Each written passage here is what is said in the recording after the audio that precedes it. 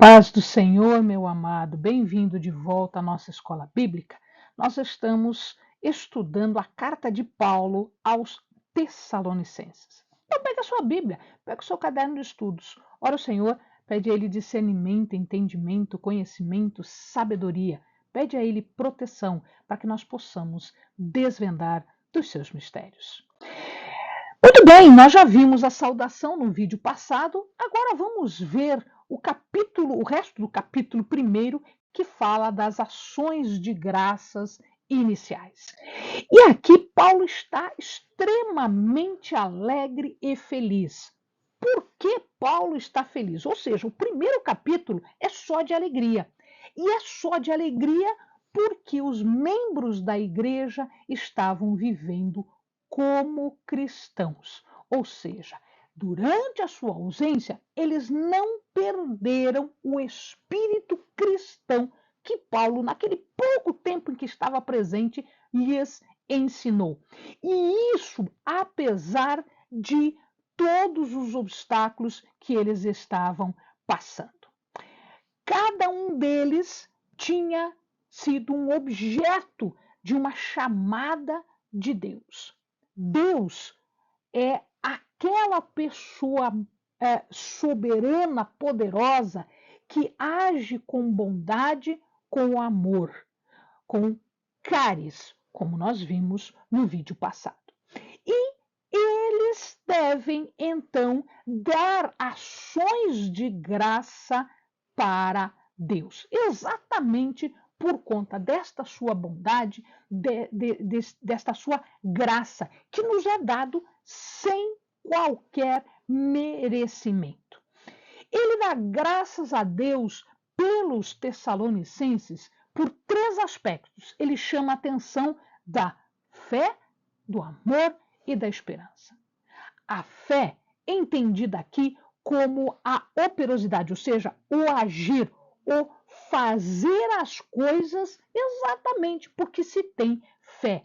É a aceitação da mensagem do Evangelho, a confiança em Deus, a confiança em Jesus, e por isso podemos nos dedicar obedientemente a todas as ações de amor, que nada mais é do que esta abnegação, é este trabalho, é este fazer sem esperar nada em troca. A afeição que as pessoas manifestam, não de forma egoísta, muito pelo contrário, né? Fazendo as coisas que o próprio Deus demonstra quando ele envia Jesus para morrer por nós. E o próprio amor de Jesus em fazer a obra de redenção, a obra salvífica. É a isto que eles deveriam demonstrar uns para com os outros, diante de Deus. E isso, estas obras, este amor, tinha que ter a mesma qualidade, né, de Jesus, de Deus, e expressando aqui a devoção a Deus. Isto por quê? Porque eles tinham esperança. Esperança, uma firmeza de comportamento, de atitude, de vida, porque eles esperavam, eles tinham uma expectativa. O futuro estava traçado já. Qual é o futuro? Deus continua a cuidar do seu povo, Deus fará vencer todas as provações, todos os sofrimentos, até o momento em que nós estejamos diante dele. Isto serve para nós, amados, a fé, o amor e a esperança. Esta chamada tríade de três, esta tríade que é característica daquele que está salvo, daquele que optou por Jesus. A fé não é só uma fé de sentimento, uma fé de falar. Não, é uma fé de fazer. não é somente no interior do coração, mas afetando todo o indivíduo, no sentido de que ele vai fazer agora, ele vai ter uma vida diferente da vida que ele tinha antes. Portanto, a fé vai operar pelo amor. Então, a fé vai trazer ações de amor para o cristão, esta nova vida. Esta esperança também vai capacitar a pessoa quando ela estiver em meio às dificuldades, em meio às adversidades. E, portanto, ela terá confiança de que a pessoa está no lado vencedor. Não interessa o que nós passamos, meu amado. Não interessa o que os tessalonicenses passaram, não interessa o que os primeiros cristãos passaram, não interessa o que os cristãos de hoje passam. Nós vamos vencer. Por quê? Porque nós estamos do lado de quem vence. Nós já sabemos o resultado disso. Seria diferente se nós não soubéssemos? Nós teríamos fé, nós teríamos confiança, nós teríamos esperança. E é isto que nos capacita a sobreviver, a labutar, a trabalhar, a sobreviver em situações de obstáculo, de revés, de dificuldade. O trabalho que Paulo está falando aqui é um trabalho pesado que toda pessoa que confessa a Jesus, que está salva, que está em meio a esta tríade de fé, amor e esperança, está disposta a realizar por conta de afeição, de devoção a uma outra pessoa. Em primeiro lugar, ao próprio Jesus, a Deus, ao Senhor, e em segundo lugar, àqueles que estão ao nosso lado. Né? Então, amai o Senhor Jesus. Né? E um mandamento semelhante, segundo Jesus falava, é o amar uns aos outros. Então, é disso que Paulo está falando aqui. A esperança não é uma esperança de qualquer coisa. Não é uma esperança, aquela esperança que nós temos, eu espero que amanhã eu acorde. Eu espero que amanhã eu tenha comida. Eu espero que amanhã faça sol. Eu espero. Não é esta esperança que Paulo está falando aqui. Paulo está falando numa esperança especial, numa esperança naquele que virá do céu. Então, Paulo já começa a tratar do assunto especial da carta, que é a parousia, ou seja, a segunda vinda de Jesus. Portanto, nós estamos falando aqui de uma esperança naquele que vem vencedor. Deus já ressuscitou Jesus de dentre os mortos. E como Deus já ressuscitou de dentre os mortos a Jesus e nós morremos com ele, portanto, significa que o Senhor vai nos ressuscitar e vai nos levar com ele naquele dia, no dia do julgamento, o dia do Senhor, na vinda do Senhor, na parousia. O comportamento deles, então, vai confirmar para as pessoas, como Tessalonicenses. Os Tessalonicenses confirmam, o comportamento deles confirma para Paulo que eles foram escolhidos por Deus. E, portanto, Paulo os chama de irmãos. Irmãos porque eles são o povo escolhido por Deus. Porque Paulo tem especial afeição por eles. Eles são filhos de Deus.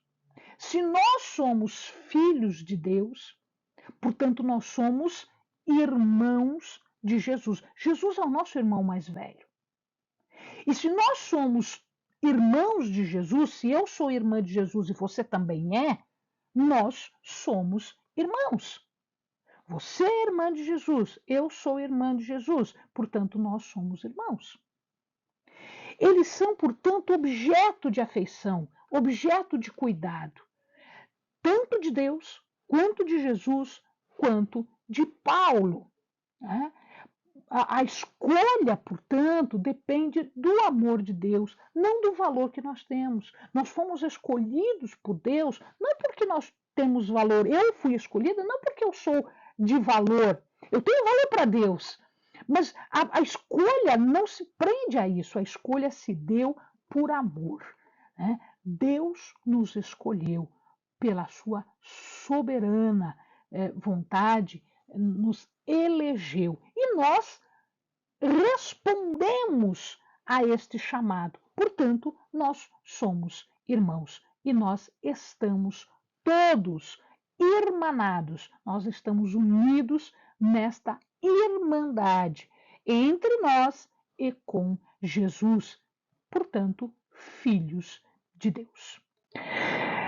Eleitos no sentido de que nós somos chamados, sim, todos são chamados. Todos são chamados. Mas nem todos respondem. Nem todos respondem. Todos são, todos recebem uma chamada. Eleitos são aqueles que respondem à chamada de Deus, porque nem todos respondem, nem todos querem saber. Nem todos estão preparados para isso ou querem saber disso. Certo? Então, eleitos são aqueles que respondem à chamada de Deus. E esta chamada é feita para todos. E, portanto, aqueles que respondem começam a demonstrar marcas, sinais de que pertencemos a Ele. Quais marcas, quais sinais? Bom, Paulo falou de 3 sinais, a tríade do cristão, que é a fé, o amor e a esperança. Né? Então, estas condições, essas características vão nos diferenciar, vão dar sinais de que nós somos diferentes dos demais. A mensagem de Paulo foi dada não como palavra de homem, não como uma palavra simplesmente, porque as palavras humanas não têm potencial, poder para fazer qualquer coisa. As palavras, elas são inúteis se o poder de Deus não estivesse conosco, não estivesse com Paulo.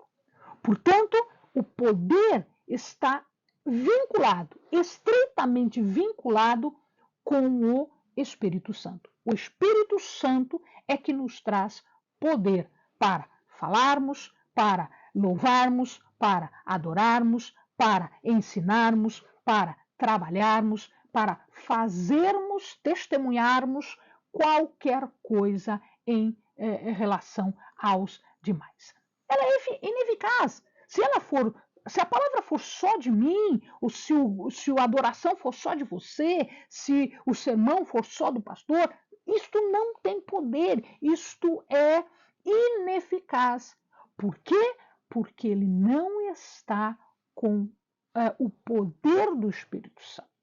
Portanto, a obra de um missionário, o serviço prestado a Deus, seja qual for o serviço levado a efeito, né, ele deve estar centralizado, fundamentado no poder de Deus, que é expresso no auxílio do Espírito Santo. Portanto, o Espírito Santo é que nos dá poder para fazermos o nosso ministério, a nossa obra no nosso ministério.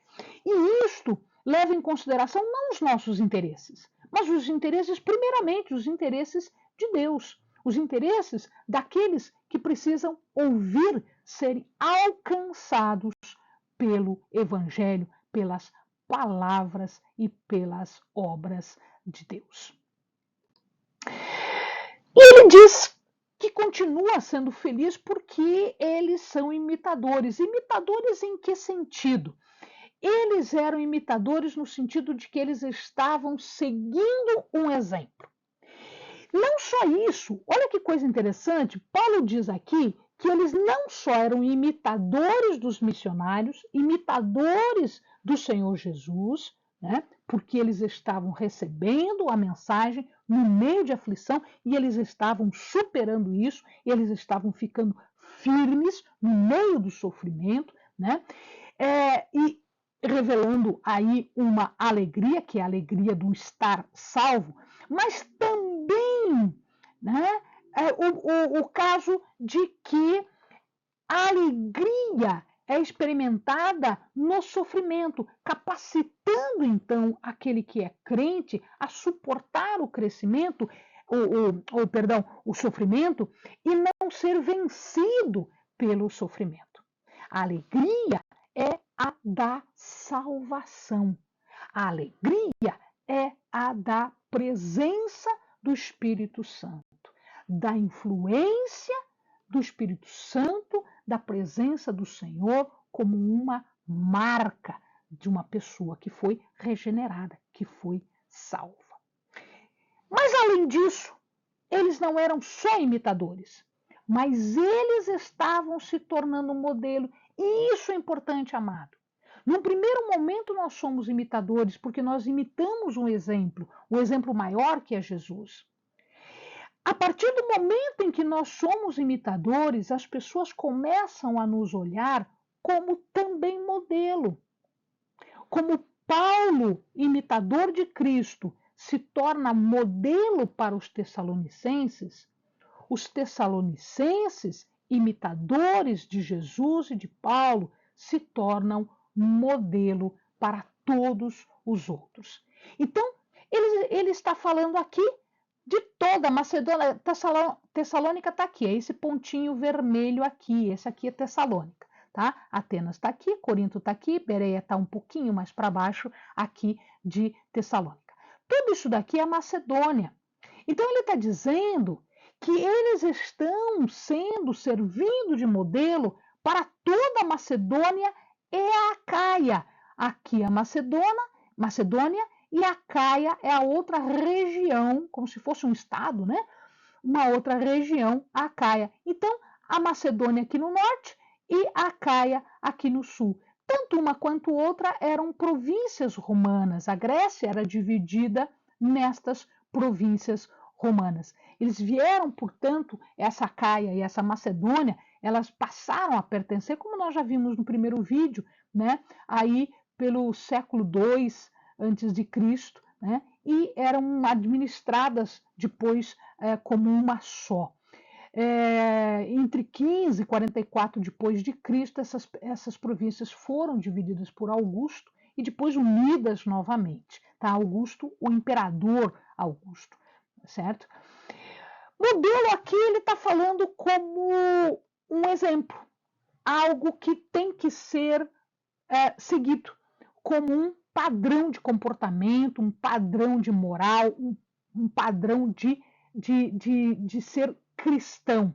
Então, assim como Paulo imita Cristo, os tessalonicenses imitam Paulo e Cristo, nós devemos imitar também aqueles que trouxeram a mensagem e aqueles que estão em união, no mesmo espírito, com o Senhor Jesus, sendo nós imitadores, em primeiro lugar, imitadores de Cristo.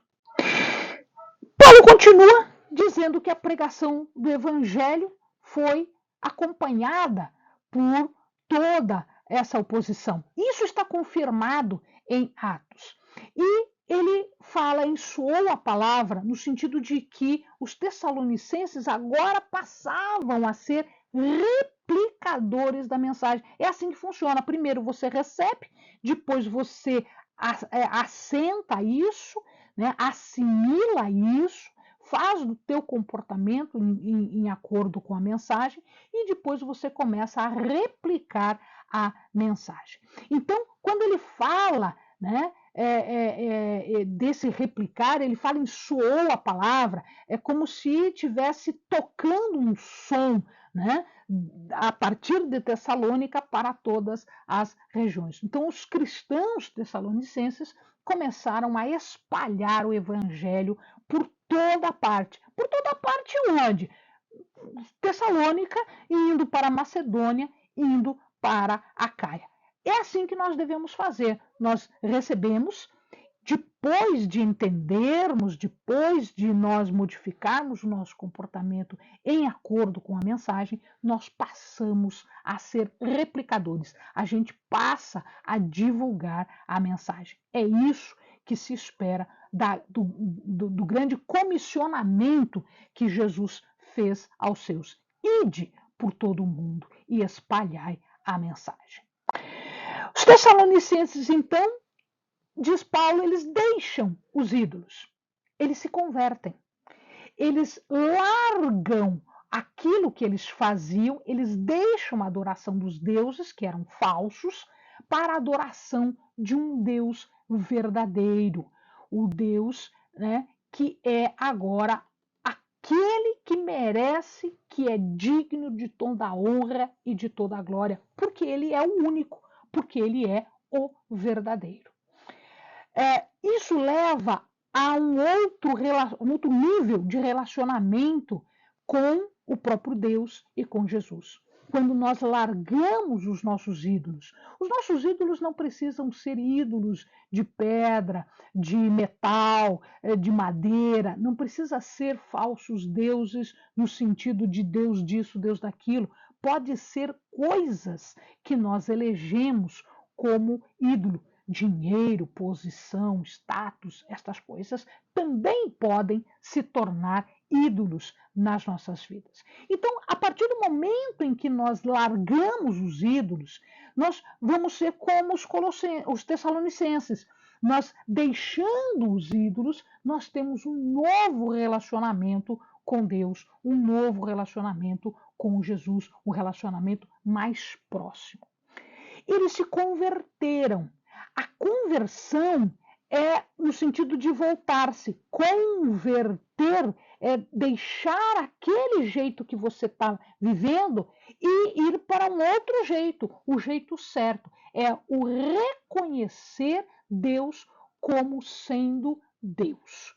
Aceitar que Deus existe, que Deus faz e que Deus provoca nas nossas vidas bênçãos e coisas boas, graça. Né?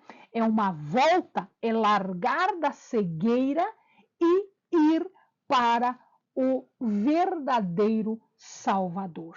É sair do erro e servir o Deus verdadeiro. A devoção que a pessoa presta ao seu Deus é descrita, né, aqui como servir, portanto, como aquela de um escravo que obedece ao seu senhor, não apenas na adoração do sábado, do domingo, daquele dia que você vai adorar o Senhor em locais específicos, na igreja, enfim, no local de adoração. Não, não é isso. É também naquela atividade do dia a dia, é na prática daquilo que é bom, daquilo que é certo, e não estar mais escravizado ao pecado, por conta de que nós estamos livres do pecado e, portanto, nós podemos agora servir livres, servir a Deus, o verdadeiro Senhor das nossas vidas. Os resultados vêm daí. Quando nós estamos libertos da escravidão do mal, da escravidão do pecado, nós estamos livres para fazer aquilo que está certo. Então, a pessoa que serve a Deus está livre. Livre porque agora ela não é um simples servo. É a mais. O Senhor nos dá um passo a mais. Ser servo no sentido da nossa atitude. Mas o nosso status, o nosso posicionamento diante de Deus é de sermos filhos de Deus. Portanto, eles começam agora a aguardar dos céus a vinda de Jesus. temos uma expectativa para a vinda, porque nós não somos mais culpados e, portanto, nós seremos julgados de forma diferente por estarmos cheios de fé, de amor e de esperança. Essa esperança na vinda de Jesus. Isso significa que os cristãos procuram manifestar fé, manifestar amor, manifestar esperança, exatamente por conta do poder de Deus operando nas suas vidas, nas nossas vidas. A vinda de Jesus era um incentivo para o nosso comportamento moral. Portanto, nós começamos a aguardar a segunda vinda de Jesus. Aguardar a parousia é a evidência do amor a Deus, da obediência ao seu mandamento de amar ao próximo. Se Jesus ressuscitou dentre os mortos, portanto, ele agora está aonde Deus está, nos céus. E se Deus o ressuscitou, ele pode trazê-lo de volta e ele vai fazer no dia do julgamento, naquele dia, na parousia, na segunda vinda. E esta é a nossa esperança, a esperança de que ele venha e que nós agora o sigamos para os céus, para uma nova terra, uma terra renovada. A vinda do Filho de Deus é esperança para nós que o aguardamos, mas é ira para aqueles que não confessaram Jesus, que não estão debaixo da sua proteção, dos seus mandamentos. Se Deus é santo, puro e reto, logo a sua ira representa uma reação justa diante da maldade dos ímpios, que vai ser manifestada naquele dia, no dia do julgamento. Amém, amados? Bons estudos.